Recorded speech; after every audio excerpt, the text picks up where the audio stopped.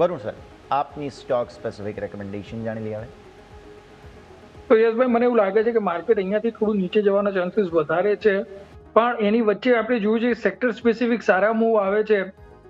આજે જે રીતે ડિફેન્સમાં સારી મુવમેન્ટ આવી છે, અને મને યાદ છે છેલ્લે જ્યારે હું બુધવારે આપના શો ઉપર હતો અને આપને પૂછ્યું હતું ડિફેન્સ સેક્ટર વિશે, ત્યારે મેં એ વખતે પણ કહ્યું હતું કે પ્રાઇવેટ સેક્ટર ડિફેન્સ કંપનીઝ મને બહુ જ સારી લાગી રહી છે, અને આપણે જોઈ રહ્યા છીએ કે ડિફેન્સમાં પ્રાઇવેટ સેક્ટર જે કંપનીઓ છે એમાં સારા મોમેન્ટમ આવી રહ્યા છે. One of the private sector ડિફેન્સની કંપની પારસ ડિફેન્સ ઉપર હું પોઝિટિવ છું.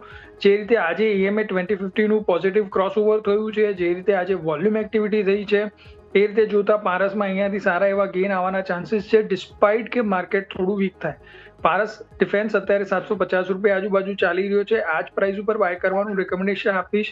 નીચેમાં 675 રૂપિયાનો SLS છે, ઉપરમાં 900 રૂપિયાના ટાર્ગેટ આવનારા 3 થી 4 મહિનામાં આવે એવું લાગે છે.